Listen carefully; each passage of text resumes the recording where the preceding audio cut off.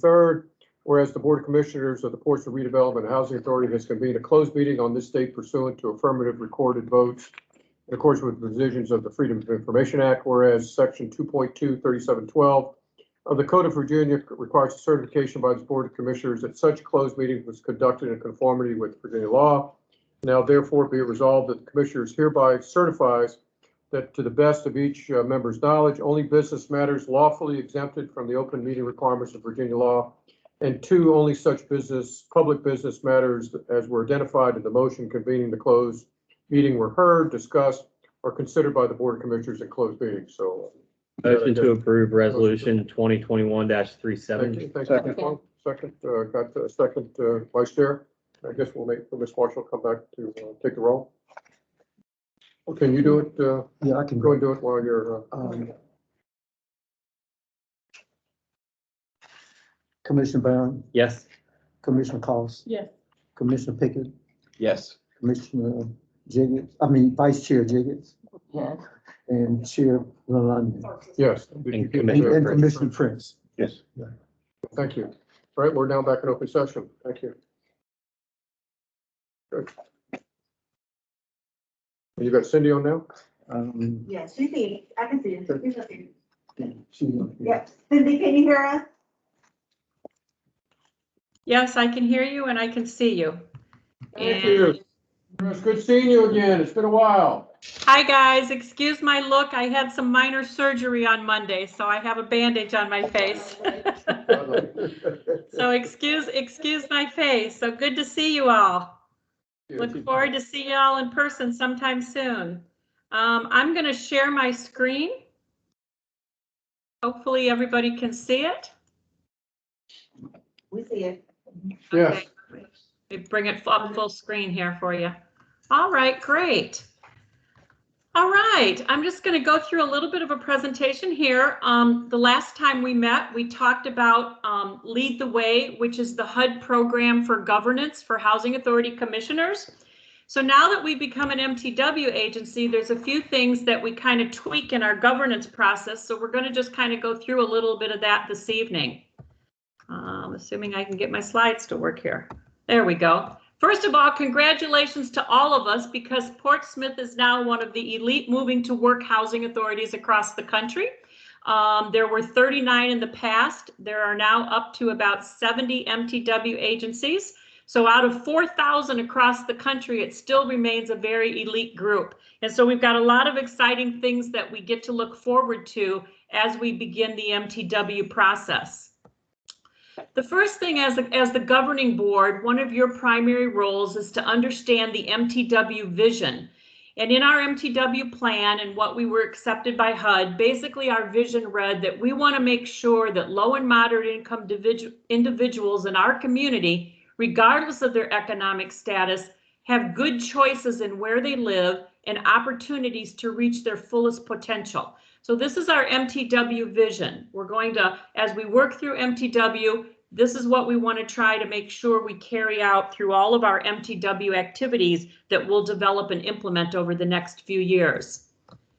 In addition to that, as the governing board, one of the things for the board to understand is the statutory goals. Everything that we do in Mtw has to relate and be able to prove that we're meeting the statutory goals. So the first statutory goal that HUD has set forth is to reduce cost in administering our housing programs. So as we develop Mtw activities, we have to do an analysis and determine how we're reducing the overall administrative cost of our programs. The second statutory goal is to provide incentives for families to become self-sufficient. So again, as we develop our Mtw activities, we're going to provide incentives to help our families become more self-sufficient. And then finally, to expand housing choice, be able to allow our families to have more choice in where they can select their housing options. So these are all the statutory goals. So as the board, part of your role will be to understand the statutory goals and make sure that as we develop and implement activities, that they're in compliance with these statutory goals. Another thing as we begin the moving to work road is our governance changes as far as how we look at budgets and the budgets and the overall finances of the housing authority. One of the things that MTW does, one of the great things about MTW is it allows us to put all of our funds into a single block grant. Up until now, you know, the idea of commingling our funds or combining public housing and Section 8 funds was something we could never do. Under MTW, you're now allowed to take all of your funds that come from HUD and combine those into a block grant and be able to use them for other purposes. The other thing is that we'll look at the allocation of these funds for the MTW activities as we go forward. So your budgets will look a little different in the future as we continue to implement MTW activities. And as the board, part of your governance responsibility obviously is to approve budgets. The next thing that will change a little bit from what we've typically done under the moving to work environment, our approval process is a little bit different. We'll still have an annual agency plan that all of you are used to looking at, but in addition to that, there's a second document called the Mtw Supplement. This Mtw Supplement is a separate plan that deals specifically with all of the MTW activities that we will implement. MTW will also cause us to make some significant amendments to our Housing Choice Voucher Administrative Plan, because MTW is going to have us be calculating rents differently, using different types of utility allowances, doing our project-based voucher program differently. So all of that is also going to be reflected in changes that you will see brought before you under the administrative plan, as well as the public housing ACOP. As long as we still have public housing units, we have the admissions and continued occupancy policy. And again, this is a board approved policy, and you'll see us bring forth to you some changes in the ACOP. And then finally, the implementation guides. As we develop an activity and it gets approved from HUD, we develop an implementation guide that says how that activity is going to be implemented. So these are all some of the policy documents that as part of your governance responsibility as the board, you will see these policy documents going forward. So let's talk a little bit about, I have a little quiz for you here. So under moving to work and your responsibility as governance, what do you think is the most important outcome for good governance of an MTW agency? A, more funds to support the executive staff. B, more families in the community served. C, improved reputation of the PHA board. Or D, improved reputation for appointing officials. Anybody want to guess? B. B, very good, correct. The most important outcome is that more families in the community are served. And through MTW, we're able to serve more families. That's one of the points of it, is that we find reduced cost, which in essence enable us to be able to have funding that can serve families in different ways. Strong governments should ensure that our PHA provides quality housing for the largest number of families possible. Okay, next one. Which of these circumstances is not a problem that an MTW PHA commissioners would often experience? A, spending too much time becoming familiar with the policies and guidelines. B, ineffective oversight of the overall operation of the PHA. Or C, failure to implement internal controls and separation of duties. Or D, not reviewing procurement procedures. Which one is not a problem? A. A. Very good. You are correct again. It's not a problem spending too much time becoming familiar with your policies and guidelines. And this will be our new MTW policies and guidelines. It's not a problem because part of your governance is understanding what the policies are. The board approves policies. And so that's an important part of your governance that will continue under moving to work. It'll just be some other types of policies that you'll be approving at this point in time. Okay, all of the following are part of your oversight responsibilities as a board member, except A, knowing the guidelines and policies that guide your PHA. B, being aware of the pitfalls that a PHA and its board can face. C, the day-to-day operations of the PHA. Or D, following your ethical and legal responsibilities. C. C. Okay, very good, correct again. All of them are part of your oversight responsibilities except the day-to-day of operations of the PHA. Board members should not get involved in the day-to-day running of the PHA. This is the responsibility of the executive director and the staff. This does not change under MTW. So even though we've changed to an MTW agency, and some of your governance will change because the types of things that you're looking at, the policies will be different, your budgets will look different.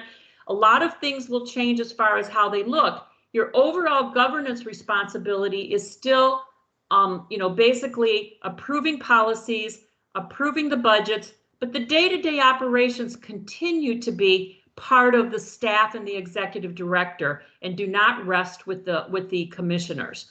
And so this is all part. So kind of in summary, this has just been a short overview I wanted to do at a high level. Good governance is critical to the success of a PHA, but it takes great governance and it's critical to a moving to work agency because you're going to be doing innovative new things that aren't traditional. They don't have a HUD regulation necessarily to guide us. They have guidelines, they have certain criteria that we have to follow, but they don't have the same types of strict HUD rules because we're going to be creating activities with some of our own policies and procedures. So as a governing board, as we move forward to start implementing our MTW activities, it's just important that you understand how your governance will vary a little from what you have traditionally done. But again, your role continues to be that of policy, oversight, and not the day-to-day operations. So we just wanted to touch a little bit on how your governance would change. Any questions? I know I went through that pretty fast, but I just wanted to share a little bit of that information because we are beginning the hard work of developing our Mtw Supplement, and we'll be bringing that back to the board in the near future over the next couple of months. Question? Just a comment. I'm excited that we were selected. That's great. And it really puts a different onus on us, Cindy. One of the things that as I took the gavel, I broke this down and put more focus on the different committees that we have that we liaison with the organization. Okay. I felt that was important because this is such a big change that Yes. we have to eat this elephant a little bit at a time. And I think it's important that each one of us kind of own parts of this change. The financial issues are going to be changing, the housing issues are going to be changing, the HR policies are going to be changed. So can you talk to us about how as commissioners, we understand what our role is, but how can we use this committee structure to help this transition to the MTW governance? Share with me, Chairman, what your current committees are. What are your current committees? Finance Committee, Development Committee, Human Resources Committee, Housing Committee, and Governance Committee. Okay. Your Finance Committee is going to have some new learnings because your budgets and your financial reports are going to look different. You're going to have funds that are combined. And so you're going to begin to look at your budgets and your financial stuff a little bit different. So I think the Finance Committee will be very critical to understanding how the funding mechanisms will change as we move towards MTW and as our funds become a block grant.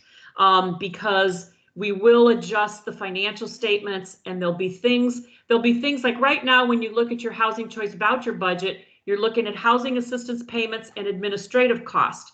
Well, HUD has now under MTW, all of our MTW activity expenses fall within the voucher budget. And so, for example, we may have an activity where we're going to do some type of a particular resident service. That will fall within your voucher budget, not in your public housing budget. And so those will be some things that you start to see different. So I think it will be important. I think the Finance Committee will be a very important committee to continue to support the transition to the MTW platform, particularly as the financials change. Development Committee, I think that's also critical. That's within line of the statutory goal of expanding housing choice. And so some of the activities that we will have in MTW will be development activities where we would be able to use some of our MTW block grant funds for secondary financing to help some development projects that may have been more difficult to do in the past. We'll also be able to expand our project-based vouchers up to 50% of our total voucher program. Those will all be things that are development tools. The project-based vouchers, secondary financing, those are all development tools that will help us develop housing, and that falls under our statutory goal of expanding housing choice. So I think that committee will also be critical to us moving to the MTW platform. The housing committee is going to be particularly critical. You know, that's going to be, I think, where you focus. It doesn't look like you really have a resident services, so I'm going to guess that the resident services fall into housing. But a big part of the Moving to Work program is the statutory goal of moving families towards self-sufficiency. And so I think that all of the self-sufficiency activities and assuring that the housing authority is meeting that statutory goal of self-sufficiency, I think the housing committee can support that, and that would be critical to that committee. So I think those three committees in particularly fall in line with the statutory goals. Finance obviously will be, you know, helping us reduce our federal expenditures and administration. Development is going to be very much with expanding housing choice, and the housing committee is going to be very much with achieving self-sufficiency. So I think those three committees in particular will be critical to transforming to the MTW program. Thank you, Cindy. Thank you. And I wanted to highlight kind of what we can't, I guess it's going to be different because we won't be able to look in our rearview mirror now and Correct. see what in the past and use that as a benchmark. We've got an open windshield now, and Mr. Bland and the staff has now given us an opportunity for us to restructure a lot of things that Portsmouth needs. All right. And I think it's terribly exciting that we're going to be able to take some, and again, we're only going to be blocked by our own thought process. And what's exciting is we may be able to make our own rules. That's right. That's the most exciting part. Within bounds. I mean, there is boundaries that we have to have financially, we have to meet, but this is exciting. As I talked about a couple months ago, what a great time to be a commissioner, because we've got 1,200 in public housing, we've got 1,800 with housing choice vouchers, we've got over 3,000 families that we support.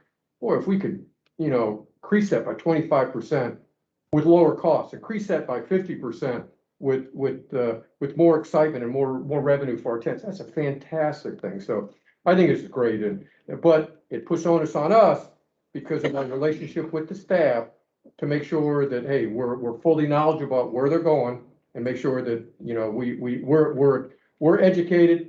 You know, again, we're not here to do their job, but we're educated where they want to go so we can give them the support they need. Right. Cindy, thank you. Mr. Bland, anything? You're very welcome. Good to see you all. Look forward to seeing you all in person sometime soon. Let me just Take add, care. before Cindy go off, let me just add, Cindy was very instrumental in when we did the MTW in Champaign, and I think she's gonna be very instrumental when we do it here. MTW is a terrific program. As Cindy just said, give us the opportunity to do some creative stuff. It really gives us an opportunity to really look at how we spend our money, and we can spend our money different. And you'll find that when you come to MTW, you have other employees of other housing authorities, they want to come to work for MTW agencies. Thank you, Cindy. Great. Thank you. Have a good evening, everybody. Good evening. All right, let's get back on track with the agenda. Thank you very much. It's a couple good presentations, so thank you very much. I'm always excited to see Cindy. She is right there on the current of everything that's going on with the other agencies, so that's great. As far as comments from myself, again, security of our facilities remains, haven't let up on it at all. Mr. Bland and I, Mr. Barham, were part of the Portsmouth Partnership meeting where I made some comments. I met with the police chief the other day and said that, hey, we were really looking for his support. I know he did a YouTube video the other day saying that he's got his challenges that he's trying to work with them, but we'll continue moving forward with that. And I talked about how I met with some of the residents there at Dale, so we keep our finger on the pulse. I'm just a couple things, Ed. I appreciate the I know that healthcare is a significant item here. One of the things that keeping healthcare costs down, of course, is the loss ratios. So the Portsmouth Redevelopment Housing Authority was recognized as a low loss ratio award. So that's great. I mean, I wish, that's something that regretfully that we have to keep our ear to the ground on. We've got a couple programs out there. I know we're working, are we still working with the staff? I mean, with the incentive money, rent money, utility money? Are we nearing the end of that? Yeah, we still working. We're still working. Okay, good, okay, all right. But it's been a challenging month. I appreciate it. And I think, again, I'm excited about what we just talked about. Okay. So with that, we'll go into do I see the Vice Mayor or Councilman Battle here? No? Okay. Committee remarks, Mr. Pickens, if you don't mind, I'll take that. All right, sir. Met with Shannon this afternoon, all right? We still know finances, as you heard Cindy say, will continue to be a challenge. We are challenged. We're still working on because we changed fiscal years, it's going to be a 18-month fiscal year that we're putting together now, a 12-month fiscal year. So it is causing us some challenges. Some discussions are going back and forth with HUD. And Shannon, any other things? I know the General Reserve Fund I talked to her about. We have not spent any money from the General Reserve Fund. All right. And we're going to look. The money, I've asked her specifically, the money that potentially is gained from Victory and the money that's potentially gained from 340 High Street, I'd like to know where that money is going to go to, all right? Whether there's got to be earmarked for any particular program. So I know she's going to get back to us on that. Okay. Shannon, anything? Okay, thank you. Development Committee? I can take it if you want, or. Sure. Yeah, as usual, Mr. Page and his team are doing a great job, not only with the actions that they have ongoing, but also keeping Ms. Cost and I really well informed. So just a few things to highlight. There'll be some items coming up on the agenda a little bit later on, but a couple things to highlight. So the senior home rehab program still being advertised, collecting names for interested homeowners. They're also soliciting for contractors that are interested in participating, and those solicitations are going out through November 4th. So assuming there's a sufficient number of contractors to participate, they'll be taking applications for that program later in November.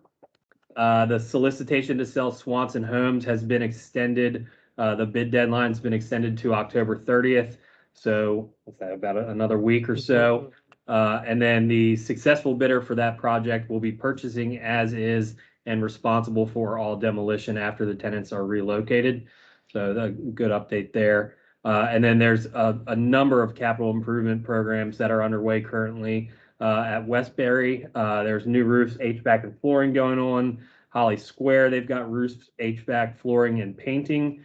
Seaboard Square is getting rear doors, balconies, and there's some projects going on at the community center.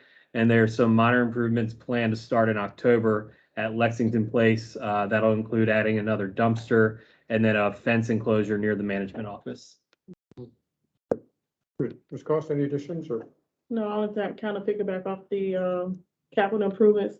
So on my timeline, I seen one of the contractors posting the HVAC system. Got it. So I'm just glad the money's staying local, because they was kind of happy to do work out in the community. Excellent.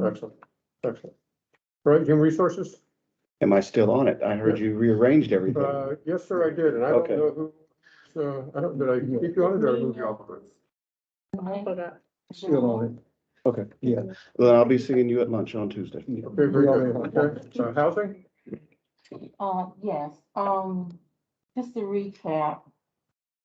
And, for all those there's so many programs going on, the Housing Choice Voucher Program covers mainstream. I don't know how many of our commissioners understand what the mainstream is, probably Commissioner Clark. But just to recap, mainstream assist families with housing choice vouchers for non-elderly having disabilities. And there's also the Family Unification Program. And the Family Unification Program assists with housing choice vouchers for two populations, families that lack adequate housing and young adults who are aging out of foster care. So I think we can never repeat these programs' attributes and what impact they provide for our residents. And obviously the other program that we're still focusing on homelessness and the rental relief for our residents.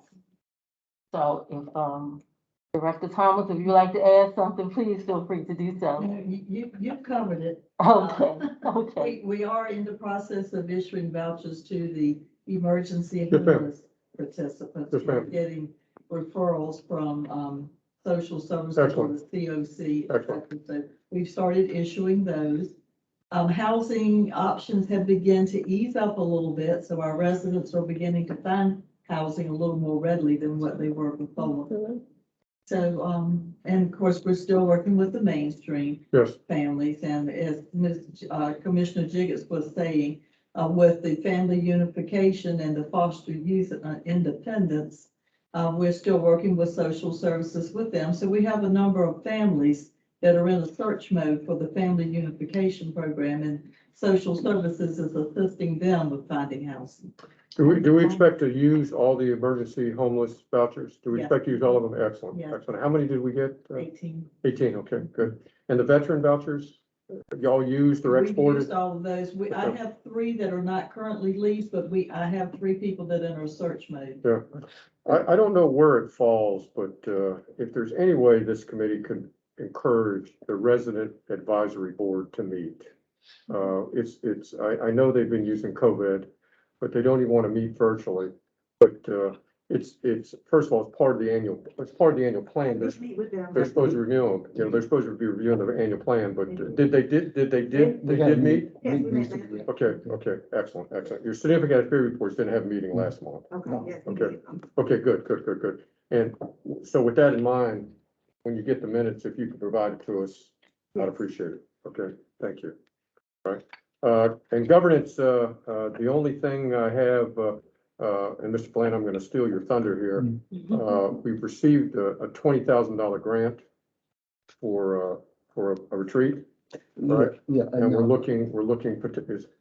yeah, and Elisa can comment. Sure. She spearheaded that. So yes, we received a $20,000 grant from Virginia Housing to assist us with strategic planning. Okay, So we were just notified of that this week, and so we'll be working, on that first of the year, Sure. and helping us develop a strategic plan, which is actually pretty good, with our timing with move to work. Moving the work, So I yeah. think the timing is good for that. sure, So sure. we have until 2023 to finish. Sure, those. sure. So, Mr. Bland and I, just at the 30,000-foot level, we're talking, this is an opportunity for us to go off-site, Yes. all right? And to have a little bit more longer, deeper dive in those things that we only hit just briefly here. So thank you very much for that. And, talking about planning, I saw where the planning council, do you do work with them? Planning council? Do I work with them? Yes. Yes, Yes. through the continuum of care. Yeah, I saw where they've advertised for a new executive director, so I guess there's a change in leadership happening over there, so Yeah. that'll impact us. Mhm. Okay. Yes, sir. Yeah, I was just gonna mention with the strategic plan, I serve on the Museums Foundation board and we just renewed our strategic plan. We're actually going through that process now. And we did a 4-hour offsite. We had a really good facilitator for that kind of really helped to drive that conversation. So if that's something that you're interested in, once we get down the line, I'm happy to provide their information. Okay.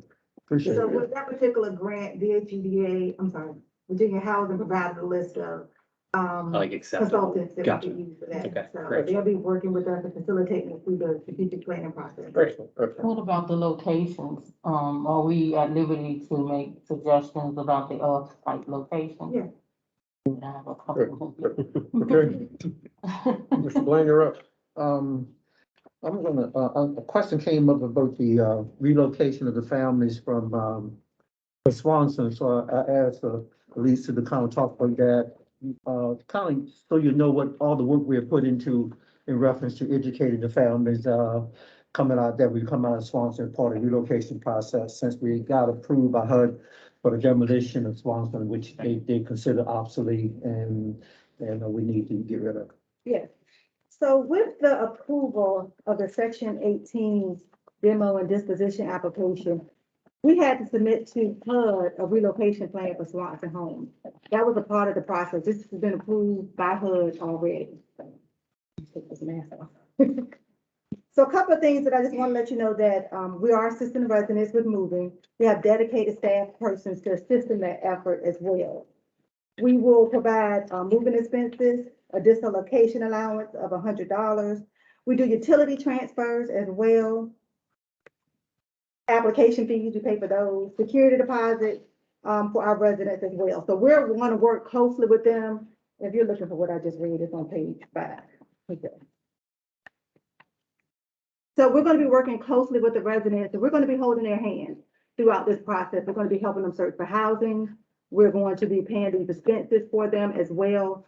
And, you know, we're not just going to put them out and leave them out there. So we will help them until they move out of Swanson Homes. Okay, so I just don't want you to think that we're going to leave them out there by themselves to fend for themselves. So we're there every step of the way. We have 2 designated staff persons that will be assisting with this effort as well. On site at Yes, Swanson? at Swanson. On site. And Lisa, keep in mind that all of this had to be in the plan as part of getting the demolition Yeah. approval. So HUD have kind of looked at this They've approved it. and approved it, and it meet the blessing of HUD based on past history of relocation down to other houses all across the country. And they have certain policies and procedures we have to follow to make sure that, the key is, we want the families, we want to make sure the families are left whole, like they're not put in a diminished situation in what they're coming out of. And HUD have that as part of the plan when you do your relocation. They had to bless the plan before they would approve for demolition or anything. And so they had to bless the plan. That's the reason why we did the relocation. Vice Chair. Yes, it would be wonderful if we could share this with our city council members. Okay. That keeps them in the loop in case they get caught off guard. So I would ask that we share this relocation plan with the city council members. We'll make sure our liaison. Particularly the 2 liaisons. Yes. We'll make sure This that is they what- get this that is their information. responsibility to do that. So let's make sure we work with the liaisons on this. So they kind of Make sure they champion get this. our cause for this. All right. The majority of the residents chose the Section 8 voucher as an option. Sure. However, we do have some that chose to go back to other PRJ Sure. process. So that's what we'll be doing this way. Sure. Okay. Yeah, I just, okay. Any other questions on Swanson? I just asked next time when you're gonna add something like this to the agenda, if we could have this ahead of time. Okay. So we can have a chance to look at it, put it on the agenda, so we got it so we all know that we're gonna cover it. Also, these things are supposed to be, so the public, if they have a chance to comment, supposed to give them an opportunity to comment also, so. Well, this has we already may- been approved as in comments for the Section 8. Understand, but we're supposed, anything we do is supposed to be, if there's somebody from the public who wants to make a comment, but, okay. Right, Ms. Blaine? Go ahead. That was the only thing I had was just the relocation, but beyond that, I think I sent you guys out information during the month. So that was basically it, just to give, I know some questions came over with the relocation process. Sure. And just to give you an update on that. Okay. All right, we've got 2 resolutions. You've got both of them, Philip? Yes, sir. Commissioners, resolution 2021-34 is related to property at 340 High Street and adjacent lots at 444, 446, and 448 Court Street. This board has been notified that there have been several offers on this property since TCC vacated the property as its visual art studio. We have received and discussed all of the offers that have been there. The decision was made to move forward with the 5 elite group. This resolution is asking you to approve the contract, give us permission to go into contract with the 5 elite group. Be glad to answer any questions. You've got the resolution in front of you. I just want to make sure there's any questions before I ask for, before I call for the motion. Anything here? No? Okay. Okay. Then the resolution of 2031-34, resolution authorizing execution of a purchase agreement with one or more deeds of bargain and sale with the Five Elite Group LLC and its assigned for the conveyance or certain properties located at 340 High Street and 444, 446, and 448 Court Street. Those are the three parking lots that are there. So I need a motion to accept this resolution. Motion to accept resolution 2021-34 submitted. Second, Second. good. Ms. Marshall? Commissioner Barham, Yes. Commissioner Cost, Yes. Commissioner Pickens, Yes. Commissioner Prince, Yes. Vice Chair Jiggets, Yes. Chair Lalonde. Yes, thank you very much. Thank you very much. And I appreciate the work on this. To me, it's been exceptionally fast. And I appreciate that because as y'all will know, when we first discussed it, this is a very visible property. And I thought the group that came in, they came in, all right? And they presented as a team here, which was great. So thank you. Ms. Page? Yeah, the next resolution is 2021-35. This resolution is regarding property we've noted as 5315 High Street West. It's actually 4 parcels. That's one of them. The others are 5311, 5319 High Street, and 3107 Honeysuckle Lane. They combine to make a little over 4-acre parcel with one single family home that's there. This board's been briefed on the project going forward and has indicated, the board has indicated that we should move forward, which we have done on the purchase of this property. So the resolution is asking for authorization to be able to enter into a contract to purchase this property and proceed with the development of senior housing as has been discussed. Another exciting thing. Any discussion, Vice Chair? Any discussion? No? Anybody else? Again, Philip, thank you very much. Exciting. Again, read the resolution 2021-35. Resolution authorizing execution of one or more deeds of bargain and sale with Robin C. Spellman, April M. Spellman, and/or signs for the conveyance of certain properties, the 4 properties that we talked about: 5311 High Street, 5315 High Street, 5319 High Street, and 3107 Honeysuckle Lane. And you have the resolution in front of you. I need a motion to accept. So moved. Yep, Vice Chair, and second. Yep, Commissioner Cost. All right, Ms. Marshall. Commissioner Barham, Yes. Commissioner Cost, Yes. Commissioner Pickens, Yes. Commissioner Prince, Yes. Vice Chair Jiggets, Chair Lalonde. Yes. Exciting. We have just, in the last couple minutes here, worked on about $25 million in projects. You can't get any better than that. You can't get any better than that. All right, from here, we've got, you're leaving, okay? Want to go around the room here and see if we've got any, oh, by the way, for any of the commissioners, Mr. Barham? Yeah, I've got a quick one, just because it hasn't really been communicated to any of the commissioners, but I know we're all pretty well tuned in with what's going on in the city. City Council passed a resolution back in September to provide all commissioners on the PRHA, the EDA, and the PPIC with $100 stipend per meeting that they attend. You know, I don't intend to, get on a soapbox and say whether or not, you should keep that or give it back or whatever that may be. That's a totally personal decision. I just wanted to make everyone aware that that was something that is happening as it hasn't been really vocalized to us. But I am working out the logistics to at least personally have that leapfrog me and go right back into the education foundation here at PRHA. So if anyone's interested in doing the same, again, no judgment one way or another, but I'm happy to, once I figure out those logistics, share that. Just reach out to me, kind of personally, so it's not a board matter. Thank you. Thank you. Thank you. Mr. Pickens? Hi, sir. It's like drinking from a fire hose, isn't it? That MTW is definitely going to be like drinking from a fire hose, but I'm ready for it. yes, sir. It's exciting times. Ms. Cost?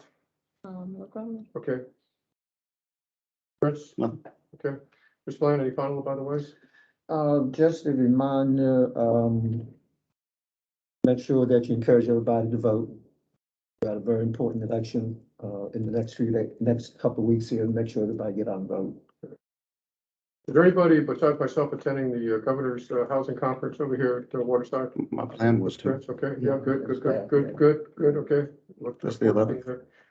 Also, if y'all could keep Commissioner Wicks and her family in your prayers, please. They're going through some very tough times right now, so just kind of keep them in your prayers and just give her and her husband, son, all the support that we give as a family here. We are part of a big family. So thank you. And with that in mind, any final about ways?